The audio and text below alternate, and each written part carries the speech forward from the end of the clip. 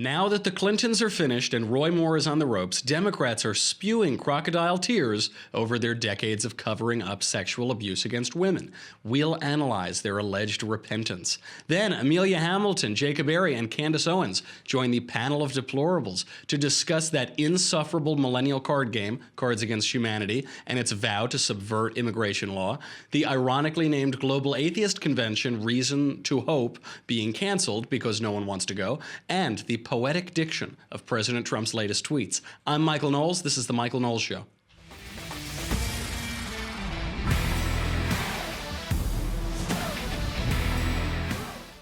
Oh, we got a new vintage for the Leftist Tears tumbler. We have a new vintage coming out this week. It is the Crocodile Tears vintage. We haven't seen these in a very long time, but they are pouring out like the likes of which we have not seen in a while. I need to subscribe a few more times just to contain them. Every Democrat across the spectrum is pouring out crocodile tears now that the Clintons are no longer useful. They can say, ah, well, yeah, Bill wasn't so nice to women, and yeah, well, Hillary intimidated all of his victims and smeared them in the press and ruined their lives. But yeah, we shouldn't have done that, but hey, we've changed now because Roy Moore is on the ropes. Just for context, let's look at Bill Clinton accuser and alleged rape victim Juanita Broaddrick.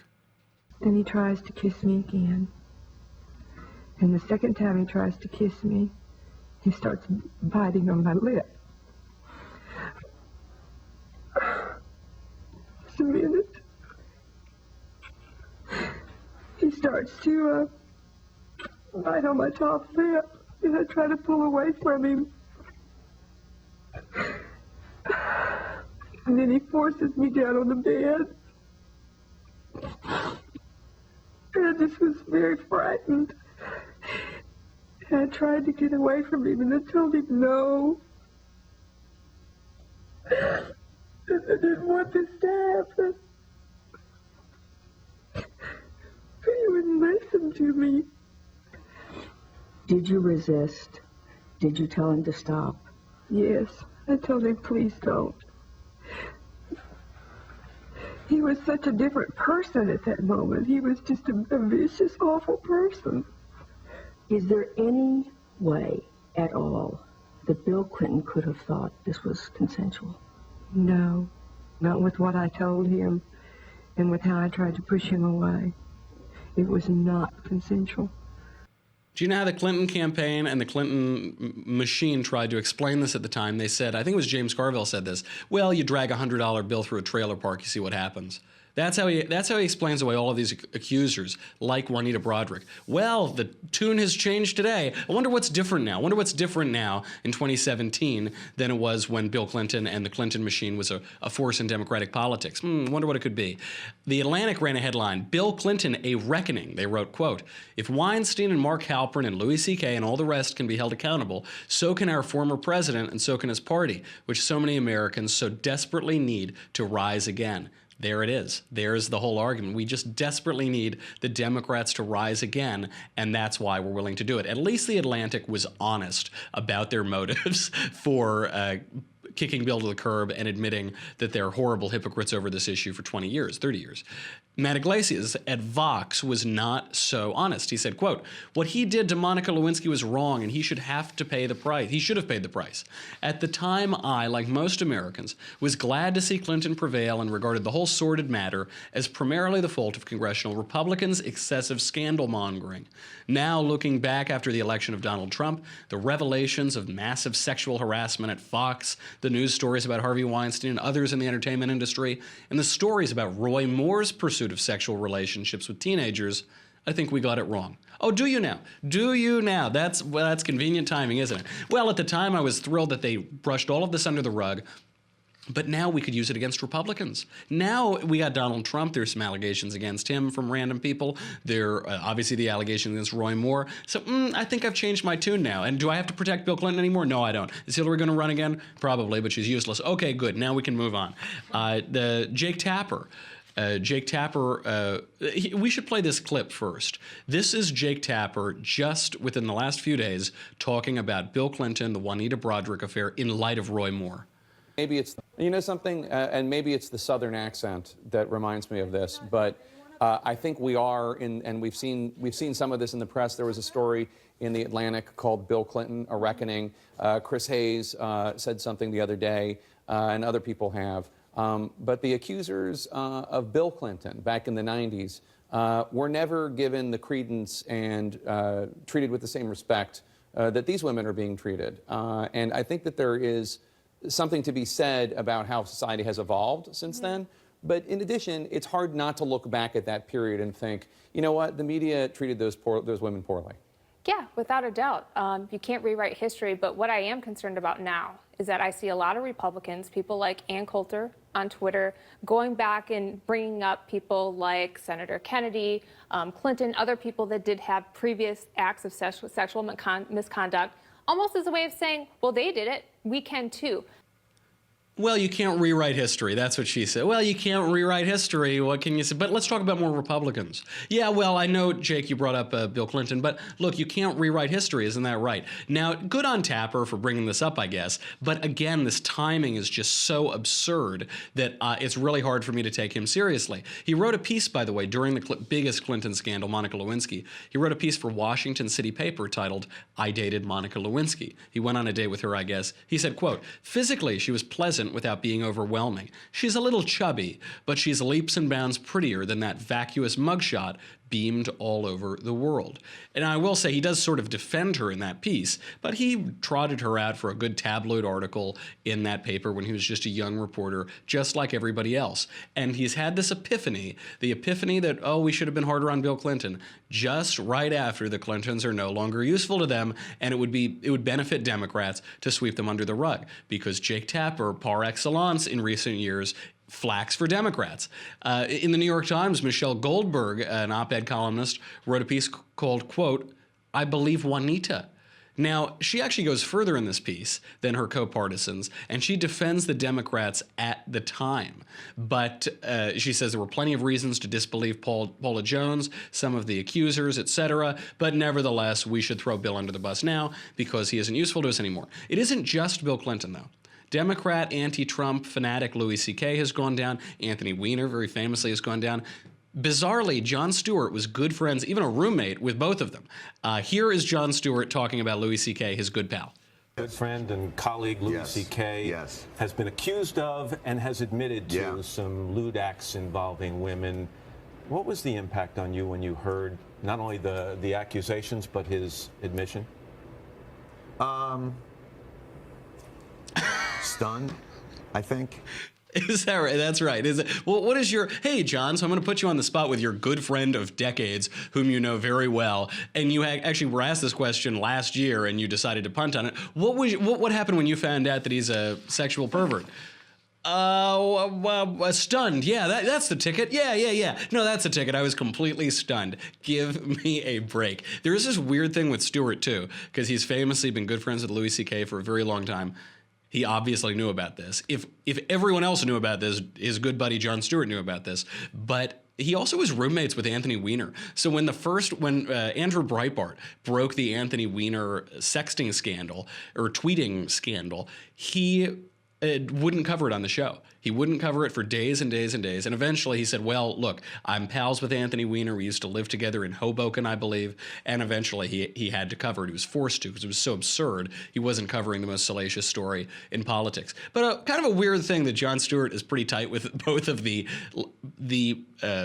most extreme sexual deviancy stories in Democratic politics in the last decade or two. A little odd. I'm not accusing him of anything, but quite a coincidence.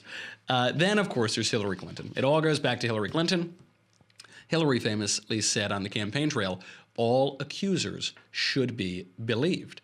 But of course, she then was in charge of the bimbo eruptions at the White House. She didn't believe those accusers. She stepped in 2010, we've learned, to overturn President Bush's ban of a European Islamist, Tariq Ramadan, who is the grandson of the founder of the Muslim Brotherhood. Bush had banned him from the United States. She personally stepped in to approve his visa. Ramadan has been accused of rape and sexual assault by 3 women in the last 10 days. She also publicly said that Juanita Broderick was not credible. And Juanita, by the way, says that Hillary Clinton pressured her to stay silent. So she said Bill raped her, and then Hillary came up to her, pressed her hand and said, we appreciate everything you do for us, and then looked into her eyes and said, That means everything. I appreciate everything that you do for us, implying keeping quiet about the rape. Now, Juanita Broaddrick is firmly convinced that Hillary knew, Hillary pressured her, Hillary covered it up.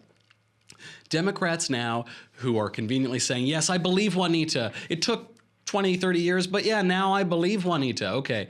Put your money where your mouth is, because if you believe Juanita, then you have to believe her whole account, right? You can't just say, well, I believe this, but I don't believe this. She's trustworthy here, but she's a liar here. You have to give evidence for that. If you believe Juanita, then you believe that Hillary Clinton knew about the rape, Hillary Clinton pressured her to stay silent, intimidated her, and smeared other victims of Bill Clinton. And if you're willing to do that, then look at yourself in the mirror and ask what changed. What made you believe Juanita? Because you voted for the woman. You did everything within your power to put her into the White House just 12 months ago. Very convenient timing from Democrats. I'm not buying a bit of it. For further analysis, we bring on our panel of deplorables. We have an excellent panel today. Candace Owens, Jacob Airey, Amelia Hamilton. Thank you for being here. Amelia, your first time on the panel. Appreciate it. Hi.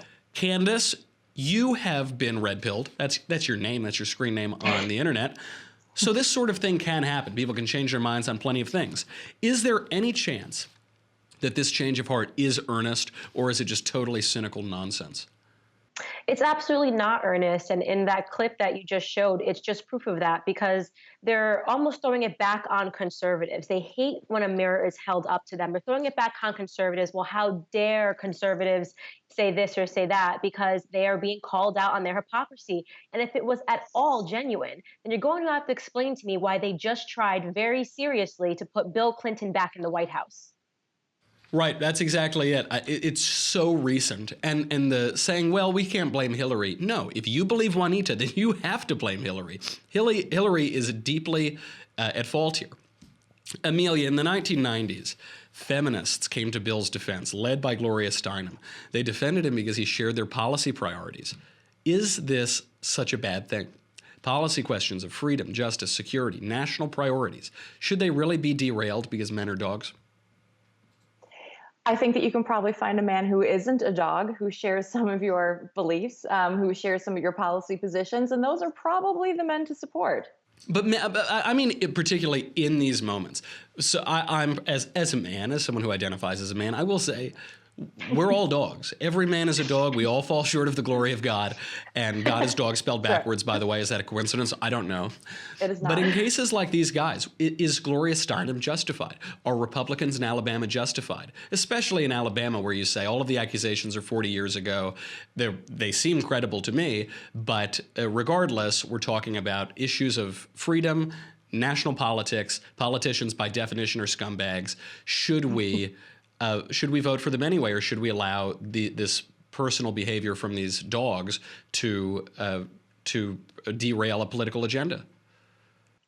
No, we need to have some kind of standards. And, you know, seems like a pretty low bar to be able to pass. And just because they share certain political beliefs, they still have to be decent human beings. You know, and like you said, politicians, they tend to be little, like you said, scumbags. But you know, we can't just let things of this nature, especially, go because they share certain policy beliefs. We have to, like I said, have some kind of standards here. But should we unilaterally disarm? I mean, this is the trouble. A lot of the commentary today on Clinton is, if we had only held him accountable, then maybe politics wouldn't have degraded itself such as it is. You know, the founder of the Treasury Department, a founding father, Washington's aide-de-camp, Alexander Hamilton, famously cuckolded a man named James Reynolds. It was the first sex scandal in American history. And John Adams, second president, said there weren't enough whores in Philadelphia to contain his superabundance of secretions, rather. Obviously, I see a running theme in American politics. Had Democrats held Bill Clinton to account in the 90s, would we see a politics that is not so degraded today? I think politics is always going to be degraded. And like you said, it always has been. I think we just need to hold everyone accountable always. They should have done it then. We need to keep doing it now. I think things are a lot more public now. We've got social media. We've got everything else. So I think that's in a lot of ways a good thing. People know what's happening now. Things are being made public. And now that they are being made public, we need to do something about it. All right, that's what we have to do. It is all very public now, and this whole show is public for all of you up to this point. I'm sorry. If you don't subscribe to thedailywire.com, I have to say goodbye to Facebook and YouTube. I know, we have so much more to cover today. We have the poetic diction of Donald Trump's tweets, we have that stupid game Cards Against Humanity, and we make fun of atheists. But you can only do it if you go to dailywire.com right now. You haven't even heard from Jacob Airey yet, but probably that's incentive to just log off right now. If you go to Facebook or rather, if you go to dailywire.com, what do you get? You get me, you get the Andrew Klavan Show, you get the Ben Shapiro Show, yada, yada, yada, yada, yada. But look at this, folks. The leftist tears tumbler. With all of the crocodile tears pouring out from all corners today, you better get it. You're going to have to get the Atlantic vintage, the New York Times vintage, the Jake Tapper vintage, on and on and on. So go over there right now. By the way, mailbags tomorrow. If you subscribe today, you can submit a question. I will change your life for the better ASAP. So go there, dailywire.com. We'll be right back.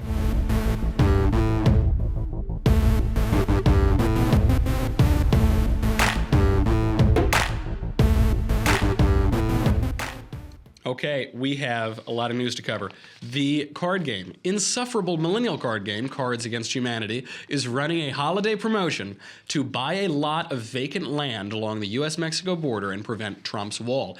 This game is the worst. It is, for those of you who haven't played it, it's like a pretentious version of Apples to Apples or Mad Libs, so that skittish liberals can say some naughty words and giggle. After one or two plays, all of the fun of it is gone. You know, they'll have a one card that says our class trip was ruined by blank, and then it'll just have a bunch of cards that have different bodily fluids or racial epithets on it or something. So it's funny for a little bit, and they bill it as a party game for horrible people. In reality, though, it's just a game for liberals so that they can say some naughty things because political correctness is so awful. Then they all giggle at how terrible it is, and they know, well, we're not the real horrible people. We're not the horrible people who, you know, ride tractors and vote for Republicans and things like that. We just sip Chardonnay in New York and giggle at all of these mean things. So, Jacob, is Cards Against Humanity, which bills itself as un-PC, has it gone full political correctness now? Oh, absolutely. I've personally never played it. You know, as far as my board games, I have higher standards, but, or excuse me, my card games.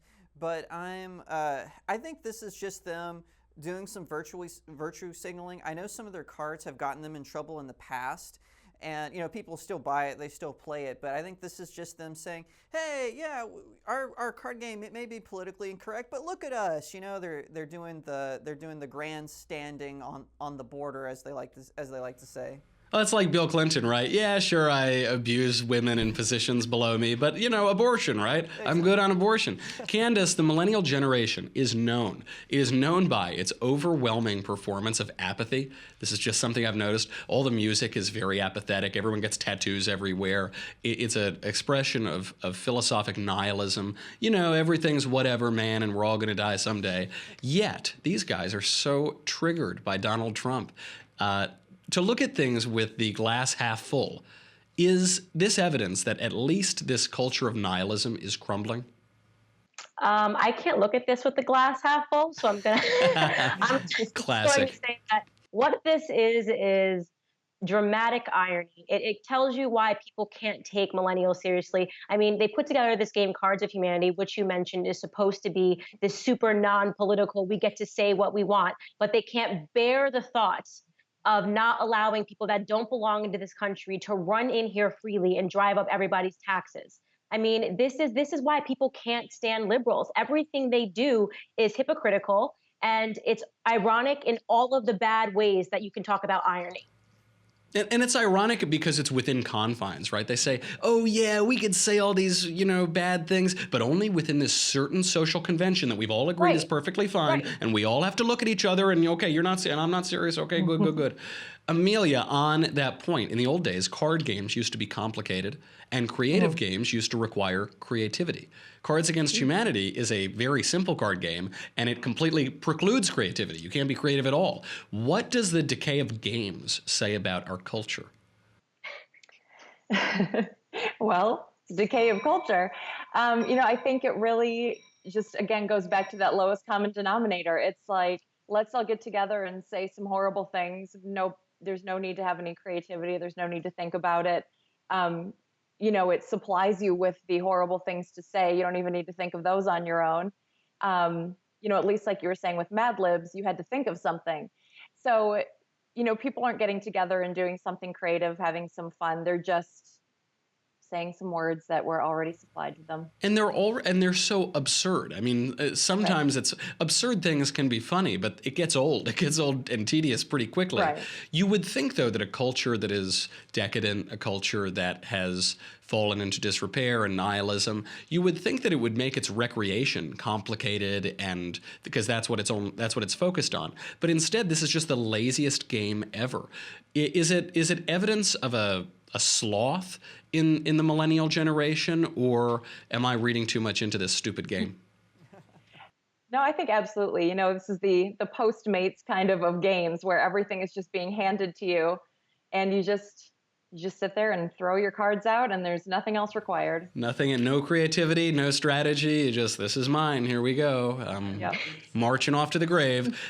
Speaking of all of those philosophic ideas, the third annual Global Atheist Convention, ironically called Reason to Hope, has been canceled because nobody wanted to go. Amelia, after a decade of totally undeserved plaudits given to Richard Dawkins, Daniel Dennett, Sam Harris, Christopher Hitchens, whose writing I enjoy but whose thoughts aren't that smart, has atheism peaked? Are we headed right now for a religious reawakening? I think it's possible. People really are searching for some kind of meaning, and people used to get it from things like religion. And now we're finding, people are going to the theology of Harry Potter talks, where they find out, following that as sort of some kind of a religious experience. And people are really searching for that kind of meaning, for that kind of guidance in their lives, and they aren't finding it from the traditional places. And I think maybe we're going to see people turning back to that. Yeah, I think they should look to the traditional places because they're not finding it in Harry Potter. It is so sad that our generation, that the myth is Harry Potter. That's right. What we're grounding our mythical thinking in. It's really pathetic. I think Harold Bloom said it would be better for, the literary critic Harold Bloom said that it would be better for children to watch television than to read Harry Potter because no one ever just takes a walk. It's all these awful cliches like, oh, I'm going to stretch my legs. They always just stretch their legs. They never just take a walk. Candace, there is significant evidence that the post-millennials, this is the cause for hope. I'm going to make you hopeful before the end of this show, so help me God. There's significant evidence that the post-millennials, Gen Z, are far more religious and church-going than we millennials because, as Amelia just said, they're looking for meaning. What is causing this return to religion? Obviously, they're looking for meaning, but what is the immediate cause in our time of that? I don't really know. That's a really good question. Maybe when you get to a point and you have so much invested in the books written by J.K. Rowling, and then you read her Twitter feed, you realize that you made a wrong turn. And so right after you get off of the Twitter feed, you realize that you need God in your life, and you are going down a path out. That's a profound thought, actually, because this generation has made gods out of people who do not deserve to be gods. They've made gods out of celebrities. They've made prophets out of J.K. Rowling. And then you look at their behavior, you look at their Twitter feed, you look at everything, and you realize that everybody falls short of the glory of God, and certainly Hollywood is, we all fall short, but those guys fall like a lot shorter. And so that might be it. There's been a betrayal by our gods, and even the philosophic gods that we've made for ourselves, environmentalism, all of the ideologies that have come to replace Marxism and therefore traditional religion, they've failed us. We don't. I don't know if it would be too far to say, Nietzsche thought that God is dead, but really we've learned that all the other things are dead too, and we have to go back to that first one. Jacob, right. The irony of this convention title is that atheism, of course, means there is no hope. We're born, we die, we turn to worm food, good play.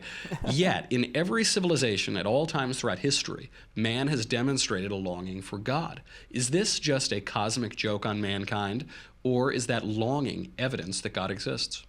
I think that the longing is evidence that God exists. As far as, reasons to hope, I think it's more the very title of the conference tells me that it's not just atheism that has peaked, it's nihilism that has peaked.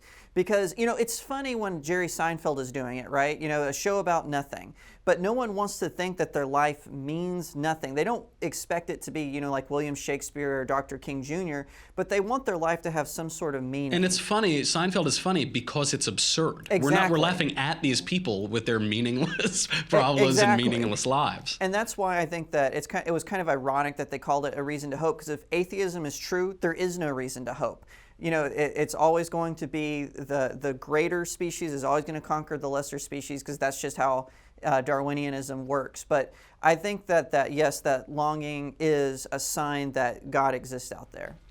And this convention is a sign that God exists. I've always the fact found that it got canceled is a sign that God exists. In my experience of God, he's a pretty whimsical fella. And so the atheists name this convention absurdly a reason for hope. And then in itself, it's a reason to despair. It's the opposite of hope. And then it gets canceled and we get a reason to hope.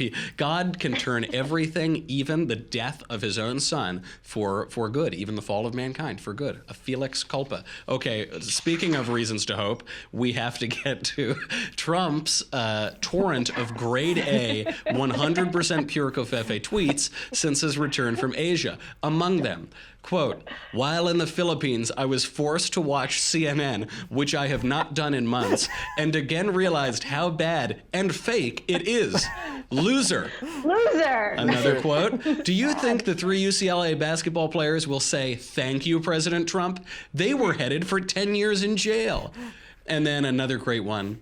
"The failing New York Times hates the fact that I have developed a great relationship with world leaders like Xi Jinping, president of China." By the way, capitalization is getting up a little wonky in some of these.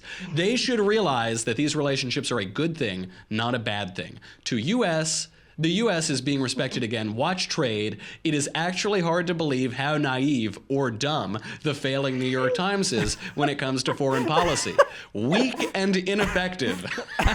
Oh, God, just a moment of applauding. It's so it is so poetic. Jacob, to play devil's advocate, if this were a Democrat doing this, we would be losing our minds. We would be going insane with anger. Is it okay to applaud Trump's tweets, as I just did, just because he's a Republican? Well, not just because he's a Republican, but I absolutely, and even me, I've said many times on this show, I'm a Trump skeptic. I'm not a never Trumper, and I'm not on the Trump train, but I'm a Trump skeptic.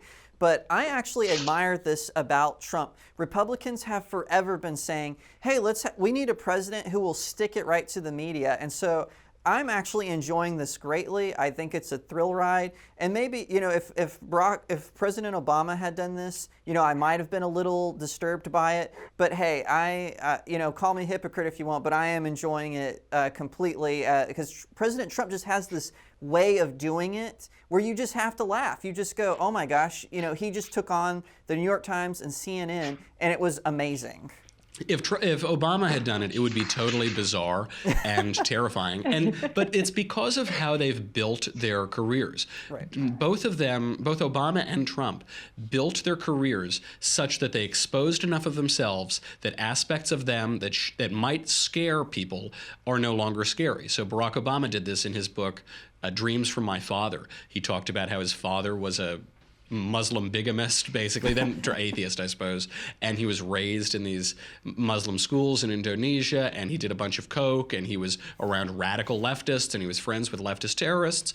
And the thing about that book, I will say, by the end of it, you're not afraid of him. He makes it not scary. Same with Trump. If you just flew in from Mars right now, you would say the Earth is on the brink of collapse. But if you've followed Trump for 40 years and you've followed his influences as a matter of persuasion and rhetoric and media, you say, no, I see where this is coming from. I see what he's doing here. Now, to your point on the culture warrior, Amelia, many of the so-called conservatives who have spent decades calling for culture warriors are now demurring because Trump is waging those battles.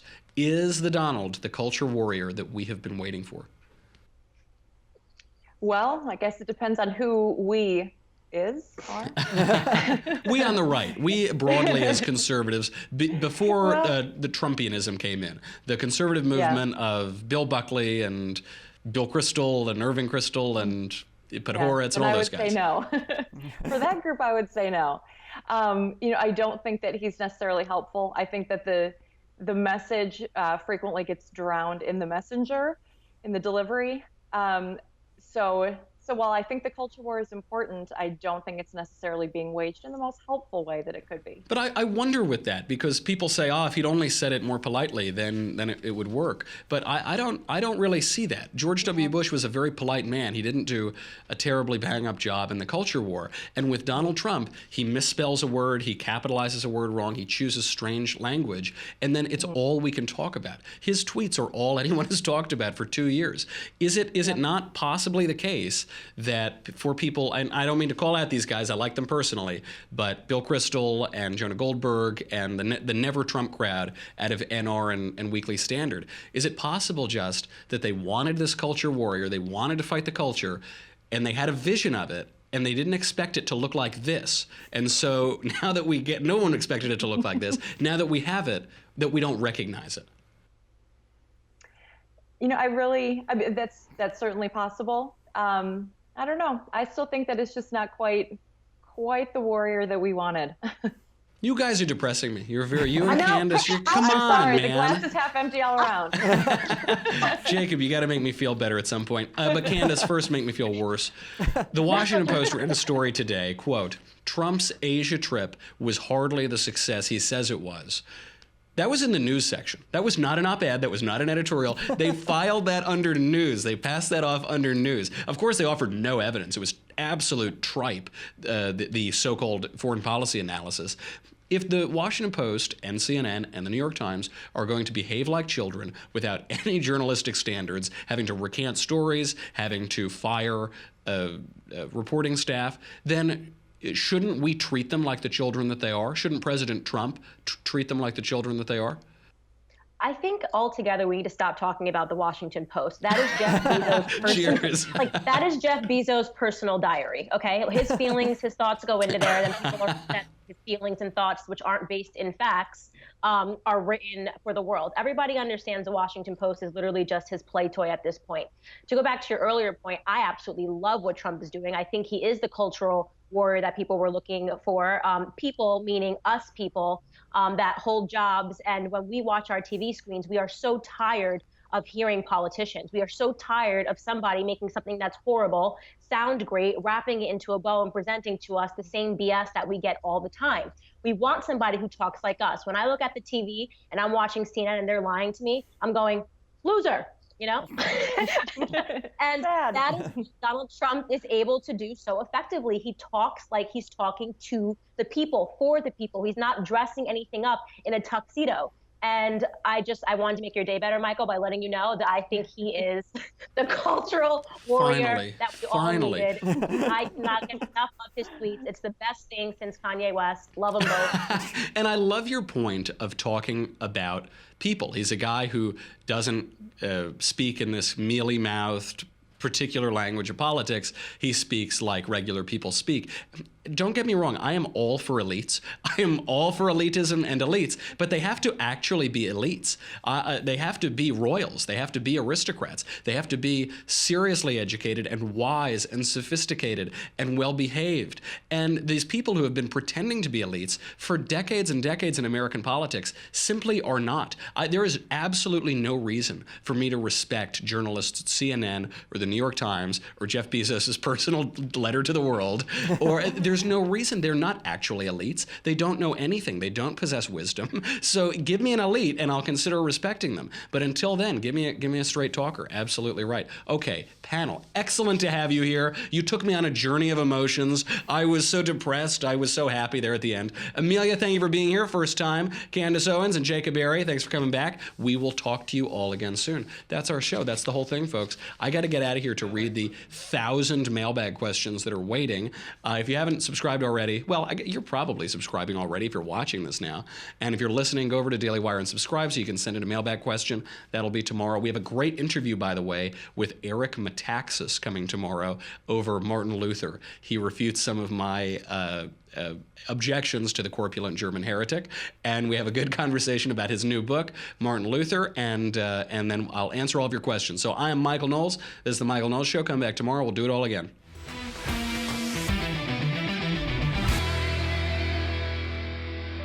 The Michael Knowles Show is produced by Marshall Benson. Executive producer, Jeremy Boring. Senior producer, Jonathan Hay. Supervising producer, Mathis Glover. Our technical producer is Austin Stevens. Edited by Alex Zingaro. Audio is mixed by Mike Coromina. Hair and makeup is by Jesua Olvera. And our associate producer is Bailey Lynn. The Michael Knowles Show is a Daily Wire Forward Publishing production. Copyright Forward Publishing 2017.